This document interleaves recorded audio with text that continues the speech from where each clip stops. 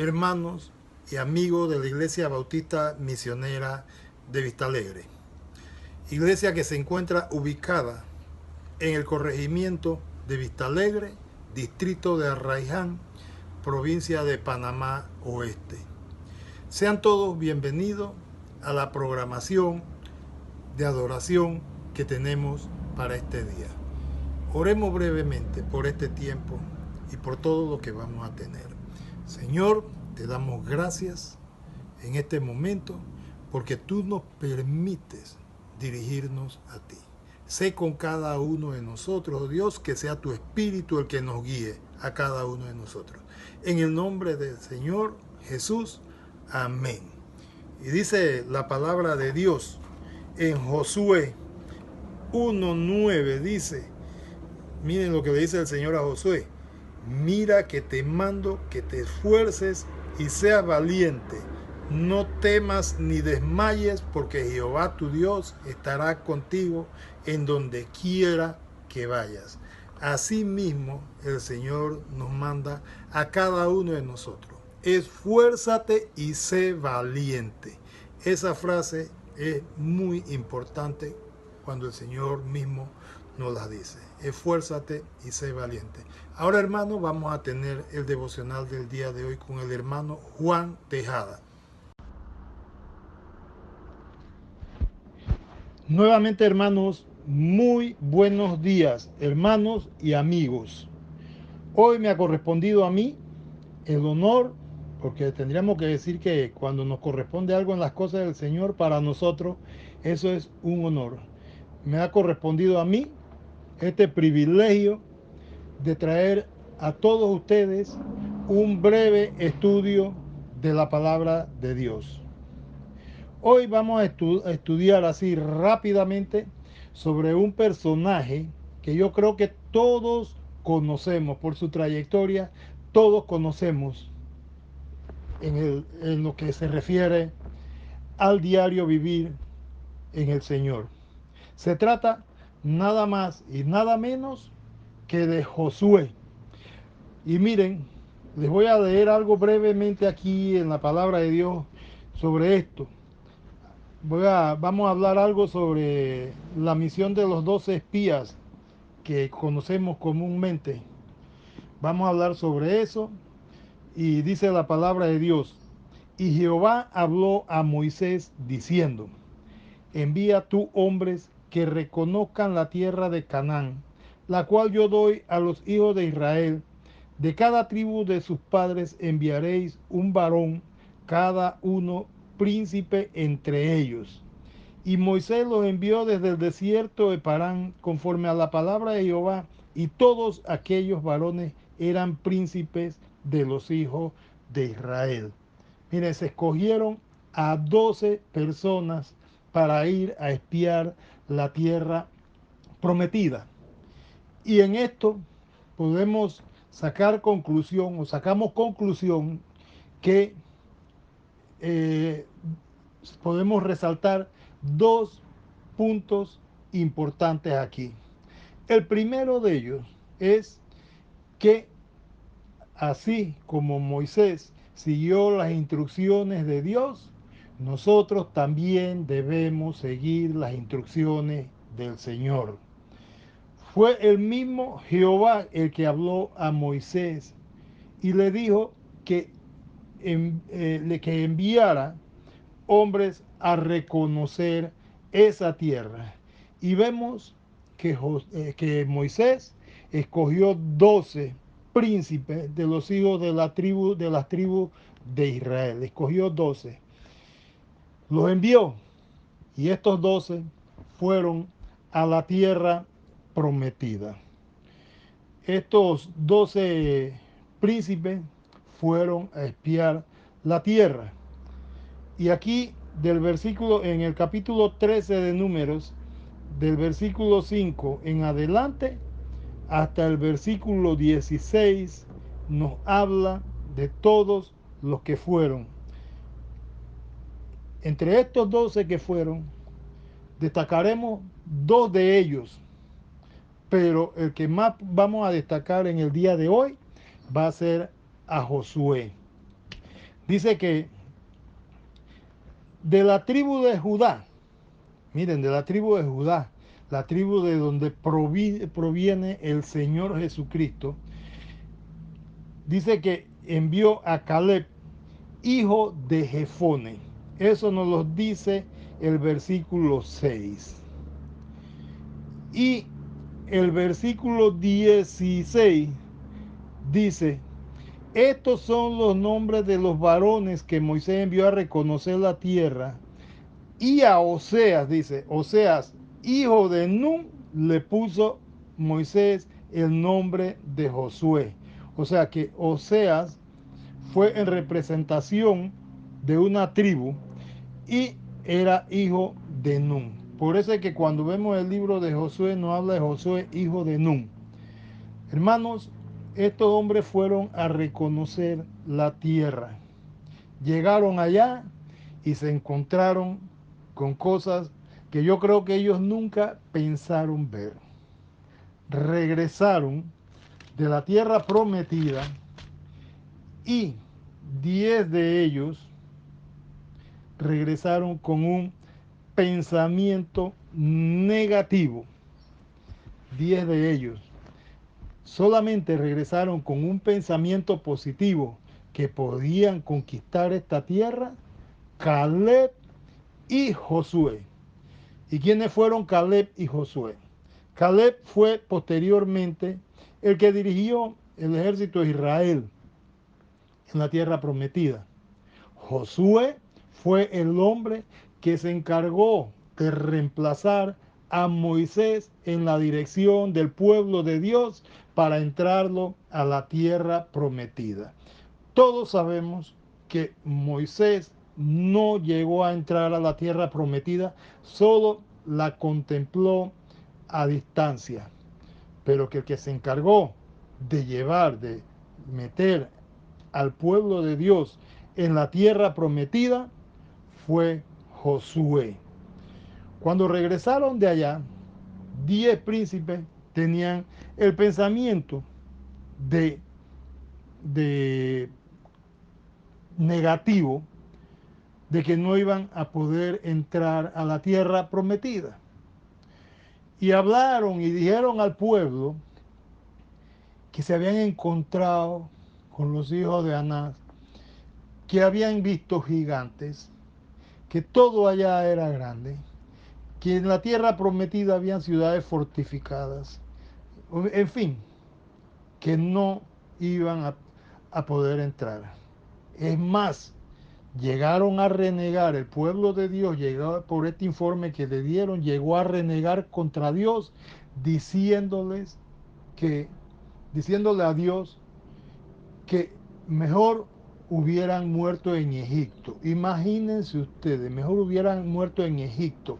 O sea, que para ellos hubiese sido mejor morir allá. ¿Y qué significa Egipto para nosotros?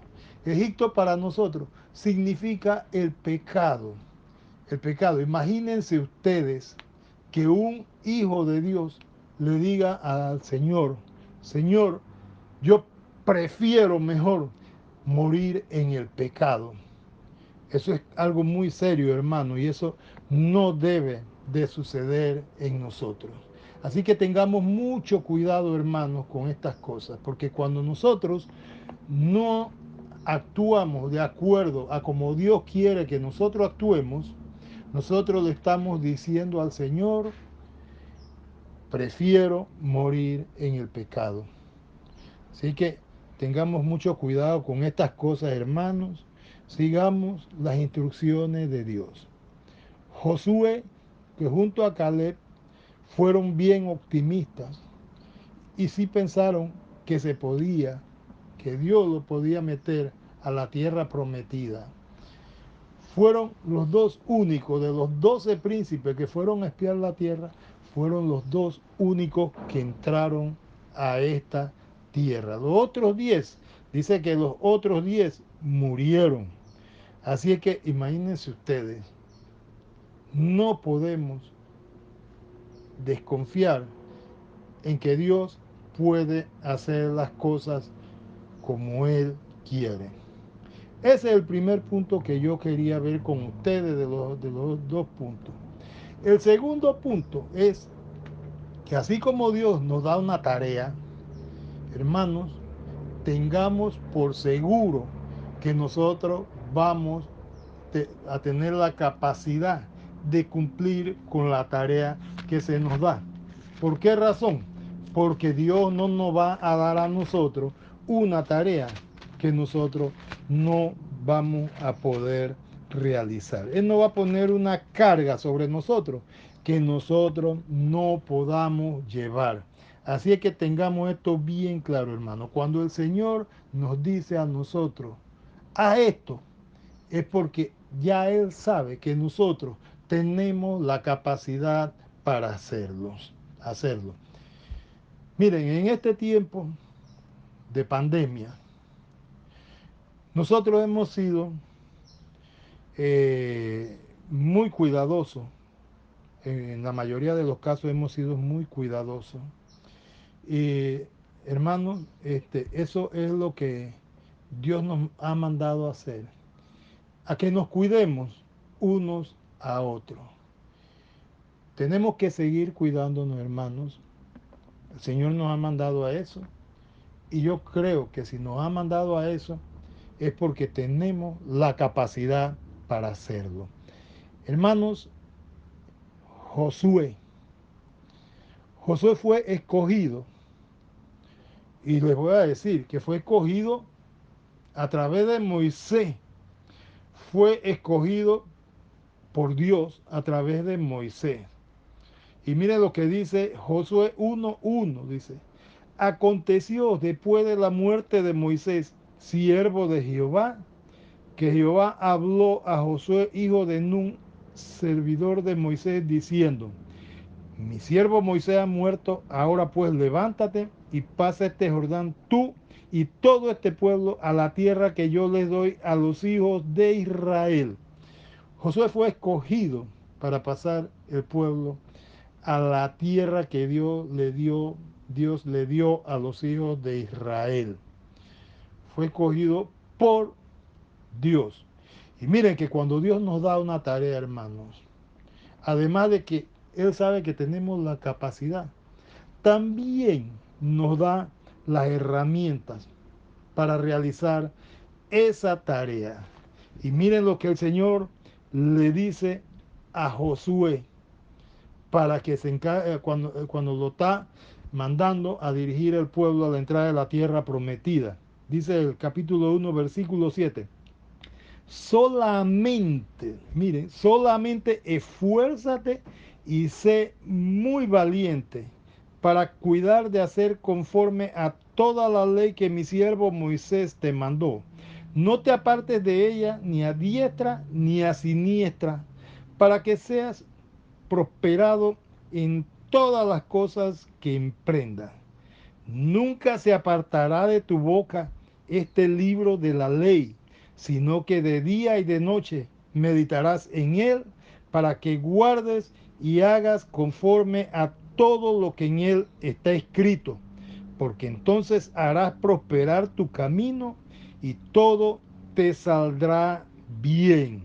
Mira que te mando que te esfuerces y seas valiente.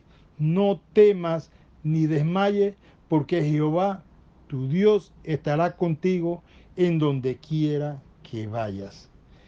Estas estas son las herramientas que Dios le dio a Josué. Esfuérzate y sé valiente. Haz conforme a lo que dice la palabra de Dios. Que nunca se aparte de tu boca este libro de la ley. Es importante eso, hermanos. Y miren lo que a nosotros se nos dice. Nos dice el mismo Señor Jesucristo.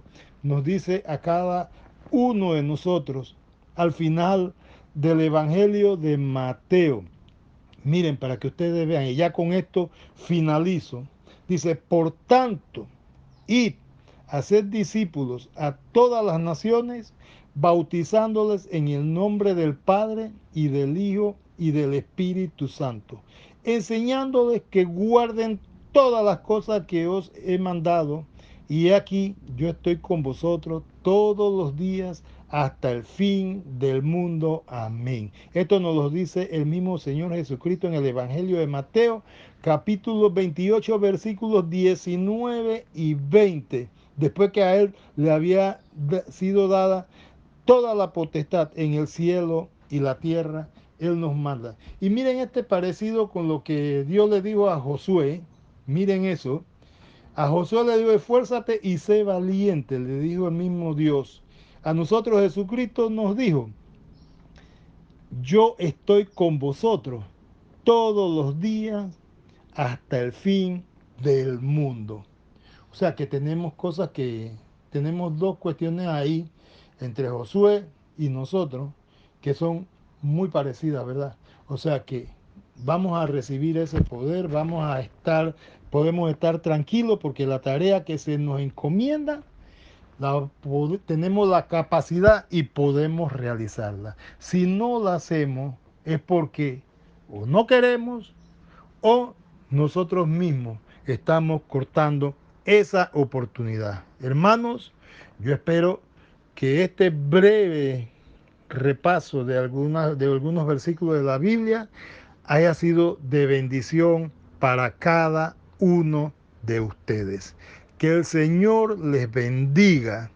Miren, que no les estoy diciendo ni bendiciones, ni me los bendiga, sino que sea el Señor el que los bendiga a cada uno de ustedes. Amén.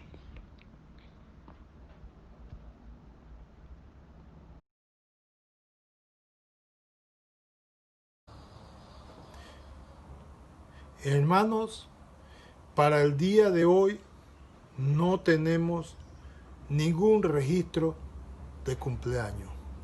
Pero de todas maneras, si algún hermano ha cumplido años durante esta semana o en este día o ha celebrado algún aniversario, le deseamos que el Señor les haya bendecido en ese día. Vamos ahora a tener un tiempo para alabar al Señor a través de himnos. Vamos a pedirle al ministerio, al grupo de canto y alabanza que nos dirija en estos himnos que vamos a cantar.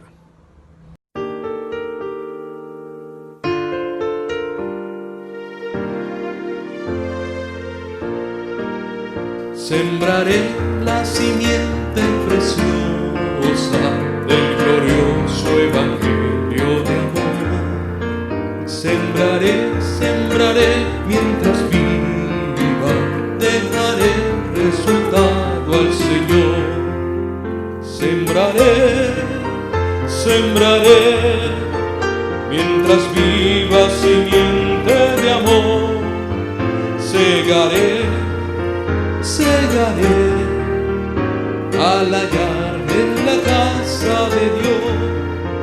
Sembraré corazones sensibles, la doctrina del Dios del perdón. Sembraré mientras viva, dejaré resultado al Señor. Sembraré mientras viva simiente de amor. Segaré al hallarme en la casa de Dios. Sembraré corazones de mármol la bendita palabra de Dios. Sembraré mientras viva, dejaré resultado al Señor. Sembraré mientras viva simiente de amor. Segaré al hallarme en la casa de Dios.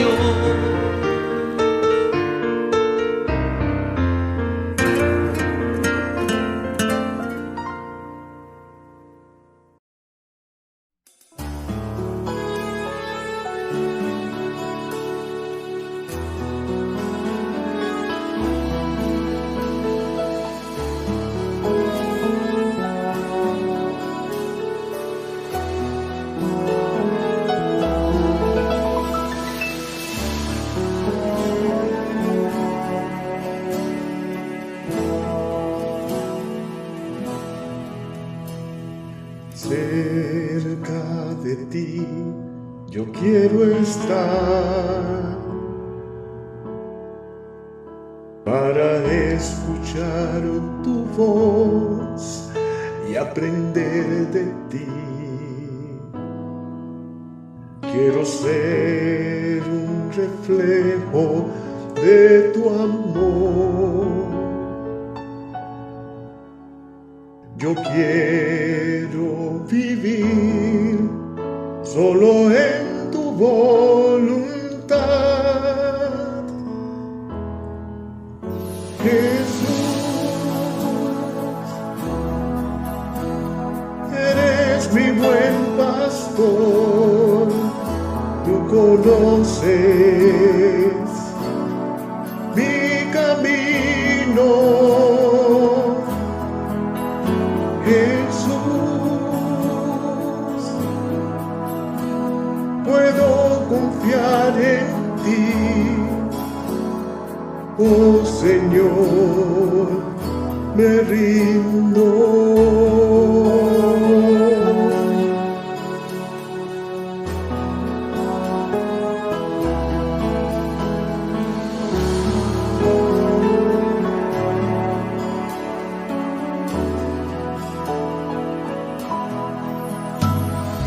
Cerca de ti yo quiero estar para escuchar tu voz y aprender de ti. Quiero ser un reflejo de tu amor. Yo quiero vivir solo en tu voluntad. Jesús, eres mi buen pastor, tú conoces mi camino.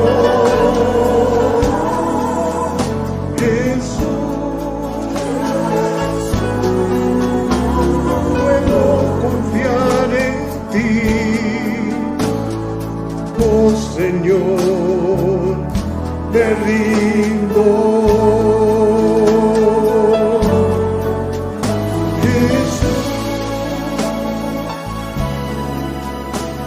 eres mi buen pastor, tú conoces mi camino. Jesús,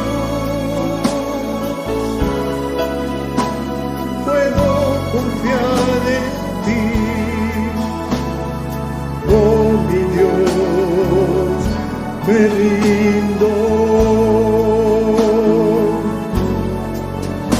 Jesús, eres mi buen pastor, tú conoces mi camino.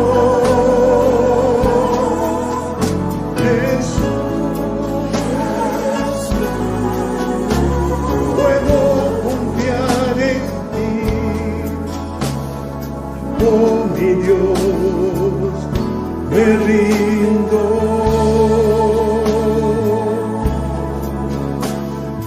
Oh mi Dios, me rindo.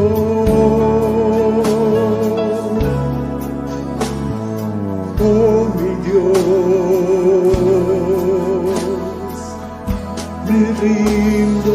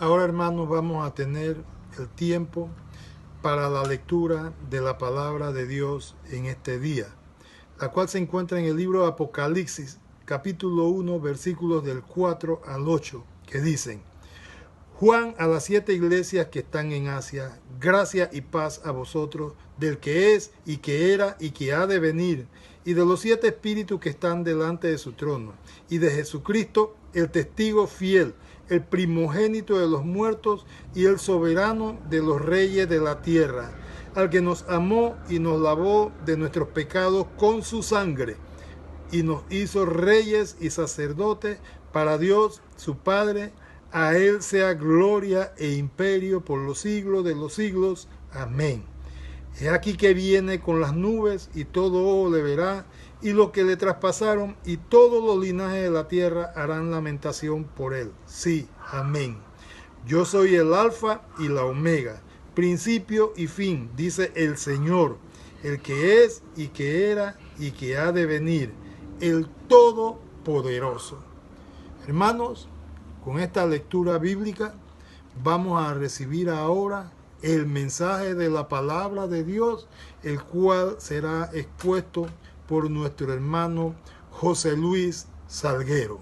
Los dejo con nuestro hermano José Luis. Que el Señor les bendiga. Buenos días, hermanos. El Señor me los bendiga ricamente. Otra vez nos vemos y nos oímos, y tengo la responsabilidad de llevarles el mensaje de la palabra de Dios. Acompáñeme, por favor, y quiero que esté abriendo su Biblia en el libro de Apocalipsis. Vamos a estar viendo el capítulo 1, el versículo 5, o los versículos del 4 al 8, para tener un contexto del tema. Y aunque sé que el énfasis en este mes es la adoración, sin querer apartarme de él, este tema es de suma importancia porque está relacionado íntimamente con la adoración y la gloria que debemos darle al Señor. El título del mensaje es la importancia del sacerdocio, y el sacerdote tenía como función el servir, y sé que nuestro servicio de la mano con la adoración es algo que se complementa y que hace de la vida del creyente delante de su Dios una vida que el Señor ve con agrado en cuanto a lo que es servicio y en cuanto es alabar y glorificar su nombre. Vamos a estar leyendo Apocalipsis capítulo 1, versículo 5, del 4 al 8, y veamos este tema importante acerca del sacerdocio. Dice así la Escritura: Juan a las 7 iglesias que están en Asia, gracia y paz a vosotros, del que es y que era y que ha de venir, y de los 7 espíritus que están delante de su trono, y de Jesucristo, el testigo fiel, el primogénito de los muertos, y el soberano de los reyes de la tierra, al que nos amó y nos lavó de nuestros pecados con su sangre, y nos hizo reyes y sacerdotes para Dios su Padre. A él sea gloria e imperio por los siglos de los siglos. Amén. He aquí que viene con las nubes, y todo ojo le verá, y lo que le traspasaron, y todos los linajes de la tierra harán lamentación por él. Sí, amén. Yo soy el Alfa y la Omega, principio y fin, dice el Señor, el que es, el que era y ha de venir, el Todopoderoso. Cuando escuchamos la palabra sacerdote, lo primero que nos viene a la mente es un personaje de una toga blanca larga, con una especie de sombrero, moviendo incienso en un lugar y con una mesa grande donde están todos los sacramentos.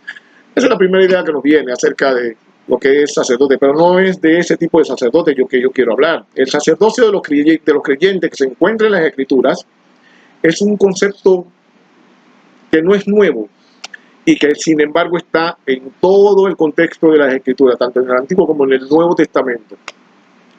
Y yo quiero hacer un poquito de historia, porque ese tema del sacerdocio de los creyentes, con el tiempo, o en un tiempo, en una parte de la historia se perdió y se minimizó, de manera que no era algo que era muy enseñado dentro de la iglesia.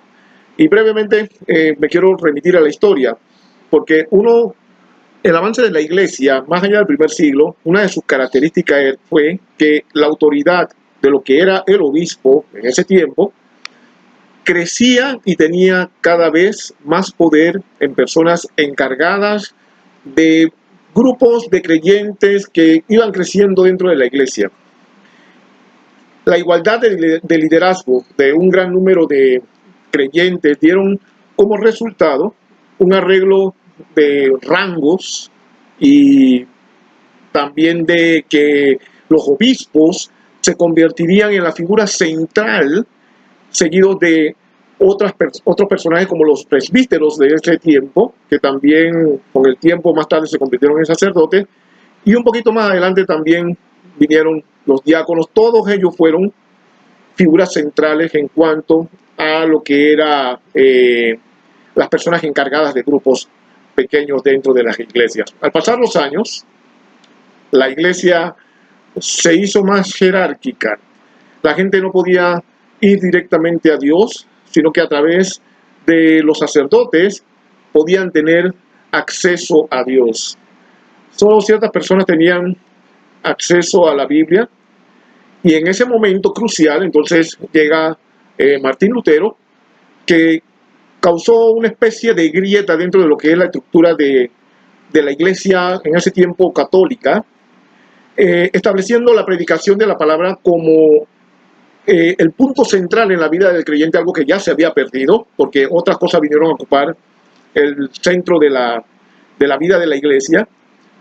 Pero yo quiero que usted sepa que nosotros, usted y yo, como miembros de la iglesia local, hemos sido llamados a formar parte de un pueblo que se ha consagrado al Señor, pero que antes de eso nosotros necesitamos entender lo que implica el servicio al Señor, o el sacerdocio real del cual habla la Escritura, que somos cada uno de nosotros para el Señor. Déjeme continuar con la historia. Después de esto vinieron algunos abusos dentro de la iglesia. Se usaron las Escrituras para apoyar estos abusos. Y después que Martín Lutero traduce la Biblia al alemán, lo hizo para que cada creyente pudiera juzgar por sí mismo lo correcto y lo incorrecto.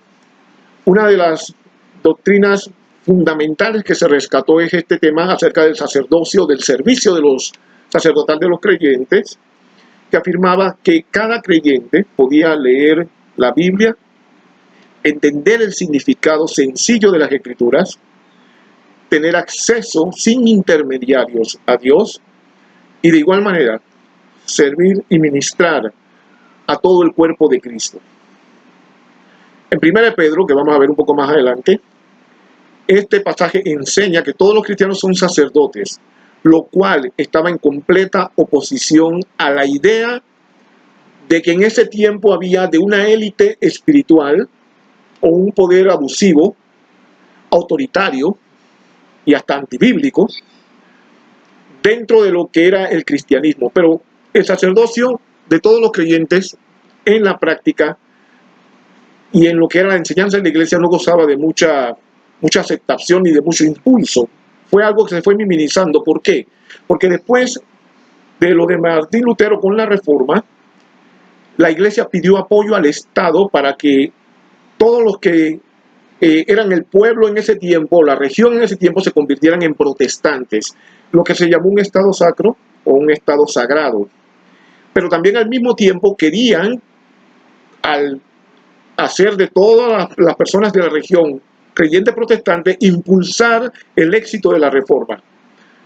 Como resultado, el sacerdocio o el servicio de todos los creyentes que la Biblia enseña se fue minimizando al punto de desaparecer, y ya con el tiempo no fue motivo de interés. Eso de acuerdo a la historia. Sin embargo, en este tiempo, muchas iglesias que están rescatando este concepto y enseñándole al creyente, de acuerdo a lo que dice 1 Pedro, que veremos más adelante, acerca del servicio o el sacerdocio real que usamos nosotros para servir al Señor que nos llamó. Yo quiero leerles un fragmento de un comentario de Charles Spurgeon acerca de este tema. Dice así este fragmento. Escúcheme. Yo he observado que cuando hombres y mujeres se encuentran pensando correctamente, esto con respecto a las Escrituras, no importa cuánto deban caminar ni qué tengan que hacer por Cristo, el pie consagrado puede hacerlo gozosamente. Si yo tengo un pie consagrado, no he de permitirle que me lleve con malas compañías. Si alguien les dijera, ¿puedes venir conmigo al altar a tal o cual lugar? Ustedes deben responder, no, no puedo. Tengo un pie que no irá y no puedo ir sin él. Y si alguien dijera, ¿cuál es el problema con tu pie? Responde, tengo un pie que tiene sangre sobre él. Dirán, qué raro, no te entenderán, no podrán entender lo que tratas de decirle. Pero si intentas explicarle que la sangre de tu Señor Jesucristo te compró y a ti y a tu pie también, entonces entenderán que no puede ir a ninguna parte excepto donde Cristo quiere que vaya. Esa es la esencia de aquel que ha sido consagrado o apartado para Dios. Esa es la mente y esa es la inclinación natural de una persona con esas características. Tres cosas importantes vamos a ver.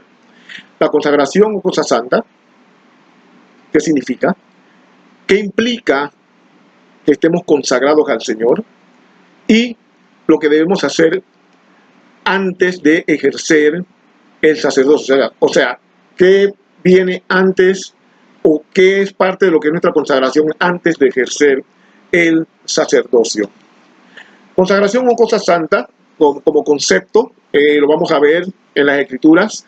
También usted lo va a encontrar con las palabras santidad, sagrado o santísimo. Y esa palabra es una palabra en hebreo que se llama, que es Kodesh en el hebreo. Y esta palabra Kodesh se aplicaba a objetos y personas que pertenecen a Dios. Todo israelita estaba consagrado, apartado para el servicio de Dios, con el deber de mostrar la diferencia entre lo santo, o sea, lo que es permitido por Dios, y lo impuro, de acuerdo a Levíticos 10:10. Vamos a ver una serie de pasajes, no lo vamos a leer todo, pero se los voy a ir mencionando para que usted lo vaya tomando de referencia, para que después lo busque y pueda tener un mejor entendimiento del tema. También la palabra Kodesh, o consagrado, muestra la condición de lo que se ha dedicado al uso especial del pueblo de Dios, de acuerdo a Isaías 35:8. También esta palabra se refiere a algo separado para el uso en el templo, o lo que se llamaba el uso en el culto.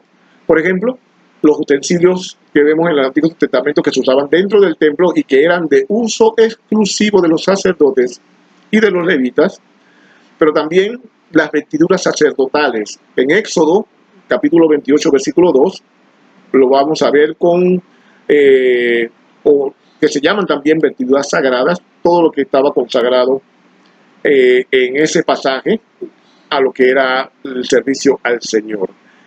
También este concepto habla de las ofrendas dedicadas al Señor, o que podían usarse de acuerdo a la instrucción de Dios para otros fines, de acuerdo a Deuteronomio capítulo 26, versículo 13, los objetos sagrados reservados para el sacrificio y los ritos en el culto. En Éxodo 30, 25 se menciona el aceite de la Santa Kodesh, unción. También allá en Levítico 27, 10. Pero Israel también le fue ordenado apartar ciertos días sagrados. Kodesh, también ahí la palabra se usa, como los sábados, por ejemplo, exclusivamente esos días para el servicio cúltico de lo que era divino, el descanso en el trabajo, como dice Éxodo 20:10, el descanso en el Señor, como dice Deuteronomio 5:14, pero también las santas convocaciones o las convocatorias santas de Éxodo 12:16. Este vocablo también se usa pocas veces para describir la santidad majestuosa de Dios, indicando cuando hablamos de un Dios santo, un Dios apartado del mal, indica que tenemos un Dios que no tiene igual, un Dios que es único, que nada hay semejante a Él, pero también indica que nuestro Dios no goza de imperfección alguna. Es un Dios perfecto al cual nosotros adoramos y bendecimos. Y Éxodo 15:11 tiene una frase extraordinaria que dice que Él es magnífico en santidad. Pero ¿qué implica lo consagrado, mi querido hermano? Bueno, implica dos cosas. Uno, obediencia. ¿Por qué?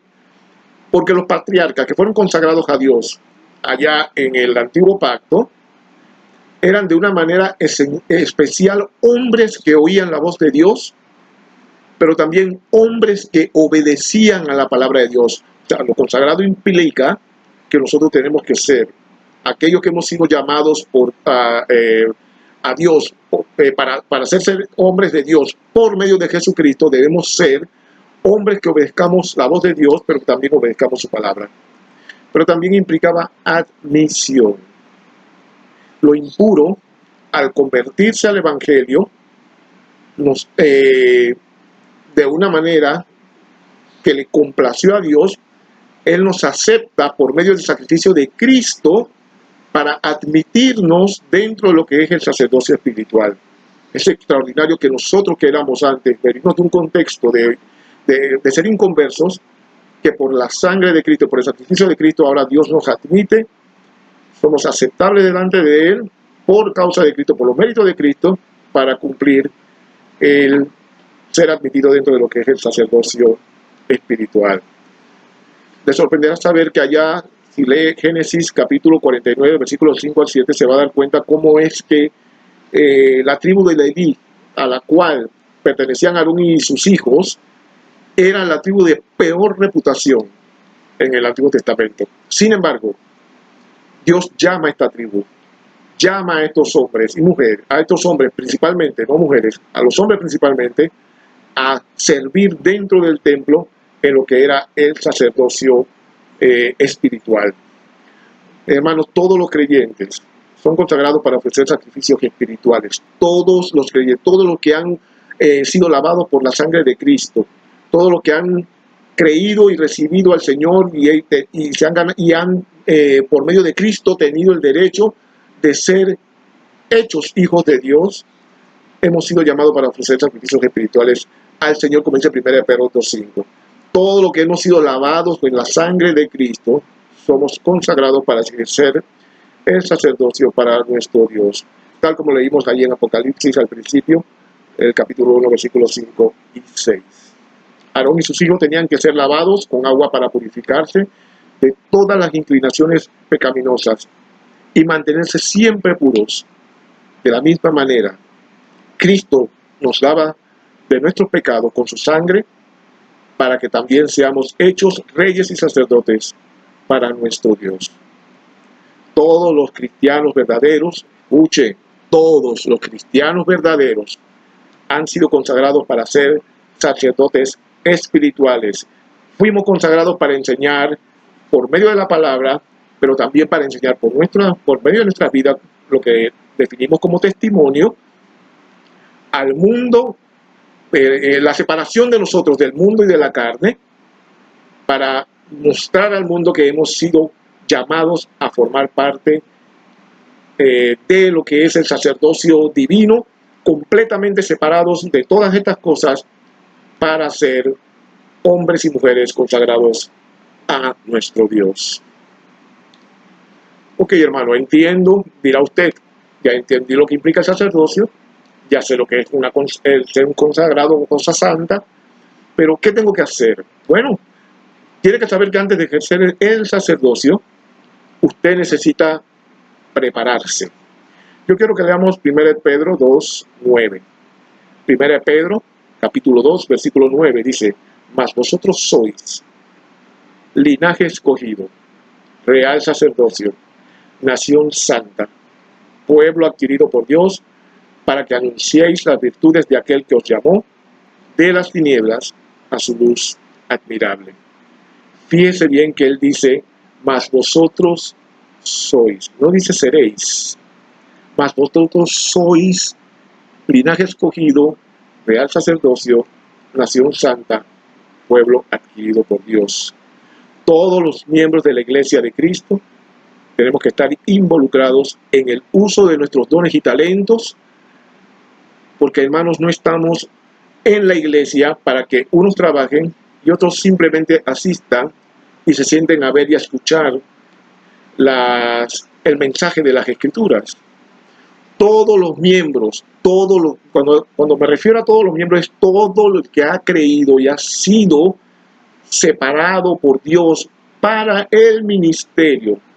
Todo el que ha sido lavado por la sangre preciosa de Jesucristo está involucrado en el uso de sus dones y talentos para dar un servicio a la iglesia por medio de los dones y talentos que el Señor le da.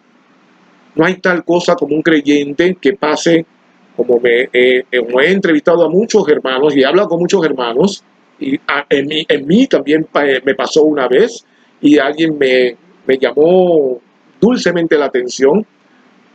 He visto como hermanos por 5 o 6 años, cuando le pregunto cuánto tiempo tiene usted de estar en la iglesia, bueno, yo tengo como 5 o 6 años. Ah, ok, perfecto. ¿Y en qué está sirviendo? No, yo no sirvo en nada, yo nada más que voy y los domingos me congrego y a oír el mensaje.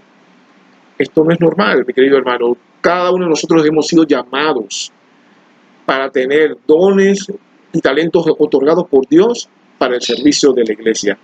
Una cosa muy importante que escuché en un mensaje que me llamó profundamente la atención.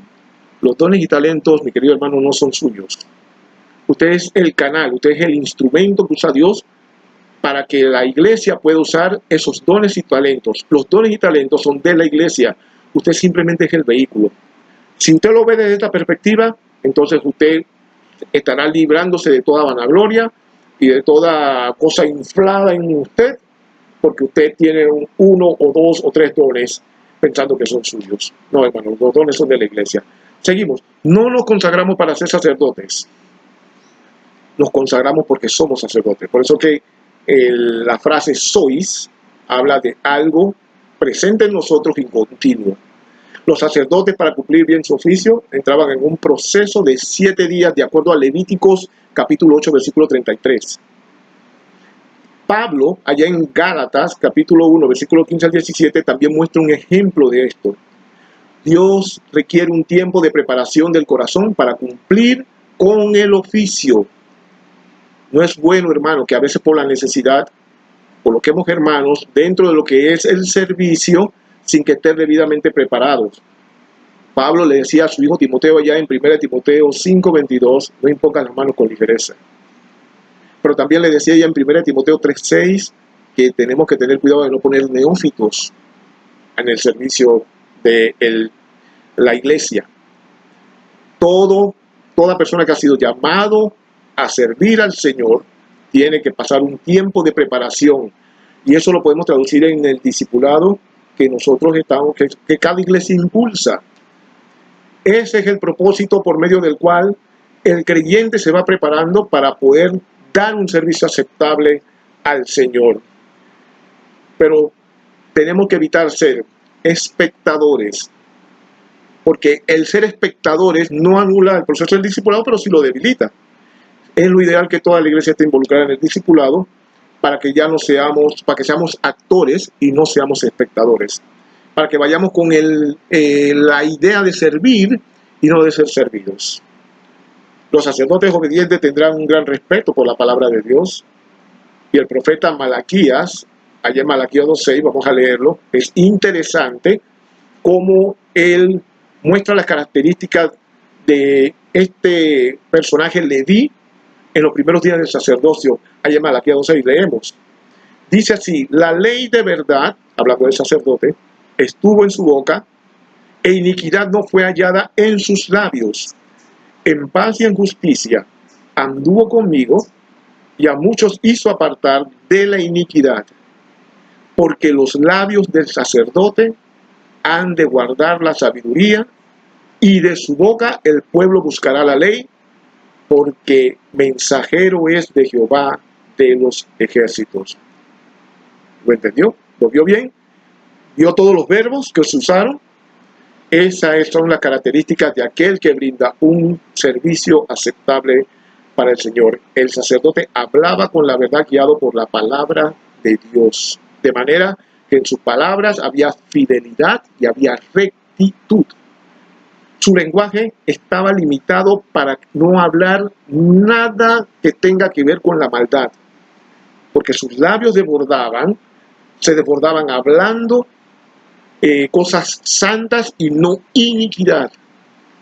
Y también fue un ejemplo el sacerdote, fue una evidencia de buen ejemplo en la vida de aquellos que el sacerdote tocaba, en la vida de muchos en el pueblo de Israel. Igualmente, en este tiempo, estas características siguen siendo importantes que podamos desarrollar como verdaderos hombres que ofrecen un servicio al Señor. Fíjense cómo lo dice Efesios capítulo 4, versículo 1, para irnos al Nuevo Testamento, como Pablo dice de esta manera en este pasaje. Dice: yo pues, preso en el Señor, os ruego que andéis como es digno de la vocación con que fuisteis llamados, con toda humildad y mansedumbre, soportándoos con paciencia los unos a los otros en amor, solícitos en guardar la unidad del Espíritu en el vínculo de la paz. Tratar de andar en nuestras propias fuerzas, como es digno del Señor, es algo igual que llamarnos a fracasar. No podemos hacerlo en nuestras fuerzas. Tenemos que apoderarnos del poder de la gracia de Dios para andar como es digno del Señor. Dice Efesios en el versículo 2, con toda humildad. Humildemente es una acción interna, pero también dice con mansedumbre, que es una consecuencia de actuar con humildad en nuestra mente primeramente, pero también proyectada hacia los demás. Dios, yo tuve que entenderlo. A veces yo era, como quien dice, poco paciente con los hermanos que tenían una conducta que no era muy buena. Y tampoco era muy paciente cuando sentía algún maltrato de parte de algún hermano o también de parte de alguna persona fuera de lo que era el pueblo de Dios. Pero Dios me enseñó que el maltrato y los insultos de los hombres es parte de lo que es su disciplina para la formación de mi carácter. Y no es diferente con usted, mi querido hermano. Por eso es que tenemos que contenernos para no ir en contra de un hermano o de una persona. Tenemos que tolerar, tenemos que aguantar. Porque nuestro Señor Jesucristo también soportó a muchos que trataban de tentarlo, ¿verdad? Para encontrar alguna palabra con lo cual poder acusarle. Sin embargo, Él fue tolerante y Él tuvo que contenerse para no ir en contra de esa persona.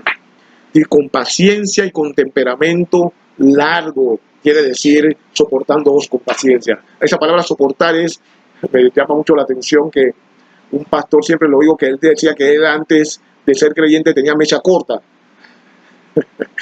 Mecha corta. O sea que ¡pum!, explotaba rapidito. Pero el Señor lo que quiere es que nosotros aprendamos a esa mecha corta, ponerle más hilo para que sea una mecha larga. O sea, soportar y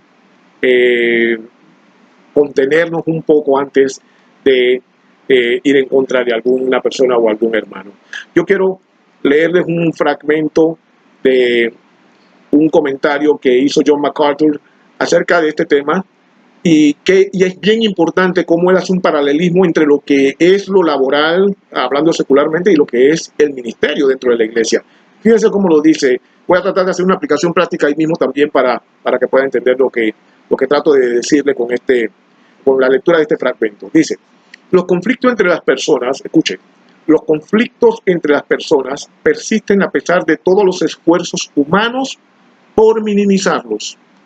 Algunos estudios estiman que el 90% de las personas que fracasan en su vocación de vida lo hacen porque no pueden relacionarse bien con otras personas.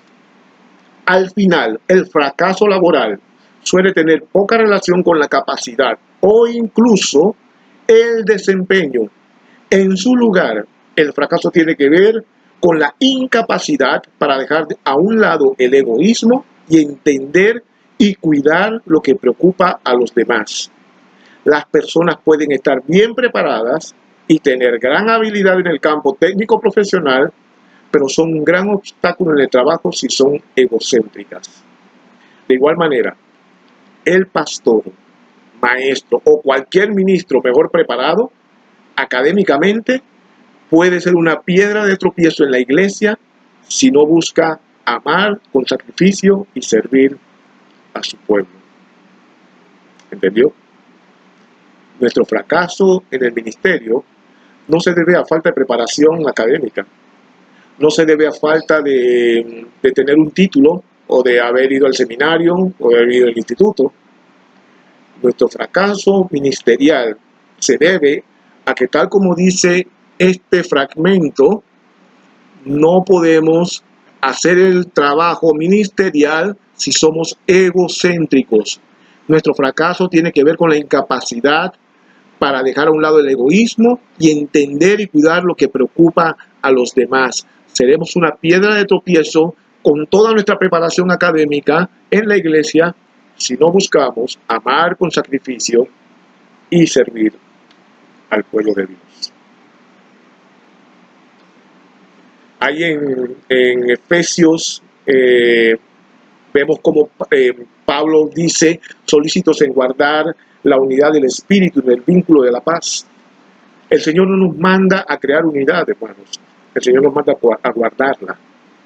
No perdamos el tiempo tratando de hacer algo que ya el Señor nos tiene preparado y que nos manda a guardar. Haciendo un esfuerzo ferviente, prontamente dice el pasaje, o traduciendo el pasaje, procurando hacer firme nuestro llamado, como dice 1 Pedro 1:10. El sacerdocio o el servicio de todos los creyentes implica capacitar a todos para la obra del ministerio. De otra manera, no habrá nunca unidad en la iglesia, ni tampoco unidad en la fe y en el conocimiento de nuestro Señor Dios. El sacerdocio de todos los creyentes y la unidad de la iglesia es importante para que no haya confusión en la iglesia, ni para que haya división por causa de las falsas doctrinas que hay o que pululan dentro de nuestros templos. Colosenses 1:10, ya para terminar, dice: para que andéis como es digno del Señor, vez tras vez. En todo el contexto de las Escrituras se llama a esto, que debemos andar digno como es del Señor. Sigue diciendo Colosenses 1:10, agradándole en todo, llevando fruto en toda buena obra y creciendo en el conocimiento de Dios. De manera, mi querido hermano, que nosotros, como creyentes que hemos sido salvados por medio de Jesucristo, tenemos que dar en agradecimiento un servicio al Señor aceptable, un servicio que suba como olor grato y fragante delante de su presencia, obedeciendo todo lo que la Escritura nos dice que debemos hacer para poder tener el carácter del buen servidor. Al principio les dije que esto, junto con lo que es adoración, está bien relacionado. Yo quiero que leamos un pasaje en Mateo capítulo 4:10 para respaldar esta idea. Mateo 4:10 dice: porque escrito está, al Señor tu Dios adorarás y a Él solo servirás. Y usted, mi querido hermano, o mi querido amigo que nos está escuchando a través de este medio, usted también está haciendo esfuerzo para tratar de servir al Señor. Usted también está con algunos conceptos equivocados o algunas ideas en su mente que en vez de darle claridad, lo que hacen es que lo apartan más de Dios. Usted tiene que empezar por venir a Cristo primero, en arrepentimiento y en fe. Usted tiene que poner su vida en sus manos para confiar en Él. Solamente de esa manera usted se convertirá también en real sacerdocio, en pueblo escogido por Él, en nación santa. Y solamente de esa manera, preparándose en el Señor, podrá usted darle un servicio adecuado a nuestro Dios. Un servicio que esté al nivel de aquel que nos que nos llamó o que lo llamó. Tiene que empezar por Cristo, mi querido amigo. Venga y ponga su vida delante de Él, arrepiéntase de sus pecados, y el Señor, al perdonarle, no solamente usted creerá en Él, sino también que lo recibirá y Él le dará el derecho de ser hecho hijo de Dios. Gracias, mi querido hermano. Oremos al Señor. Padre, gracias por tu amor, gracias por esta buena palabra, y te pido, Señor, que podamos como iglesia entender y poner todo nuestro ánimo, Señor, guiado por tu Espíritu, para poder darte un servicio adecuado y de esa manera adorar y glorificar tu santo y bendito nombre. Pero que también otros te glorifiquen al ver que nosotros también, Señor, por nuestra conducta y por la forma en que hacemos y pensamos las cosas, ellos también quieran saber acerca del Dios al cual adoramos. Gracias, Señor, porque tu iglesia crecerá en la gracia y en el conocimiento, atendiendo a todas estas cosas, y seremos, Señor, hallados como hombres y mujeres, reyes y sacerdotes, con un servicio aceptable delante de ti, Señor. Te bendecimos, te damos la gloria y la honra, en el nombre de Jesucristo. Amén. Dios me lo bendiga, mi querido hermano.